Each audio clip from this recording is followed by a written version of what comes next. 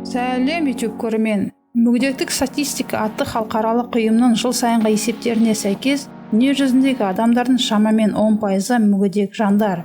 Дегенмен, біздің бүгінгі шығарылымдағы жұмыстарға қарап, біз оларды соқыр немесе қолы жоқ адамдар жасаған дегенге сенуіміз екіталай. Себебі бұл жауһарлар барлық мақтауға тұрарлық. Көпшілігіміз мүгедектікпен қалыпты өмір сүру қаншалықты қиын екенін елестете алмаймыз. Ал бұл керемет жандар өнерде сыртқы әлеммен өзара әрекеттесудің жаңа әдісін және қиын уақытта ең қараңғы ойлардан қалай құтқарылудың амалын тапты.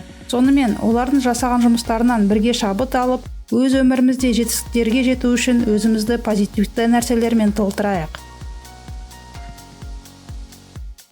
3 жасында Стивен Уолчерге аутизм диагнозы қойылды. Бүгінде ол әйгілі суретші және оның картиналары егжей-тегжейлерімен таң қалдырады. Стивен талантының ерекшелігі ол айналасына бір-ақ рет көз жүгіртіп, шынайы орындардың осындай көлемді және дәл көшірмелерін жаңғыртады.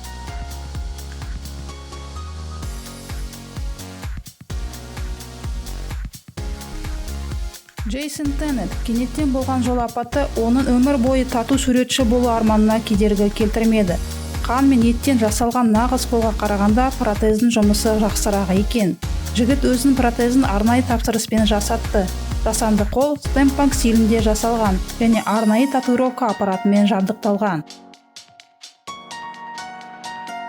Бұл сәнді зергерлік бұйымдардың барлығы Аннет Кейбейдің туындысы. Өнімдердің дизайнында әйел өзі ойлап тапқан.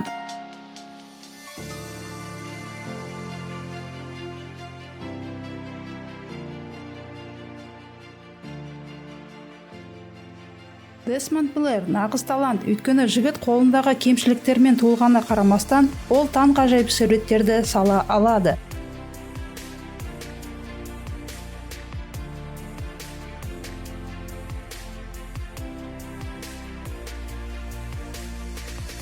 Бұл керемет фотолар Викторин Флойд есімді соқыр фотографтың жұмыстары.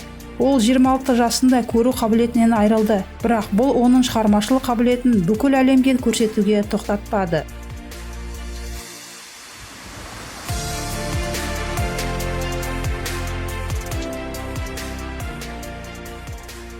Міне достар, бұл мүгедектік талантқа кедергі болмайтын тағы бір дәлелі.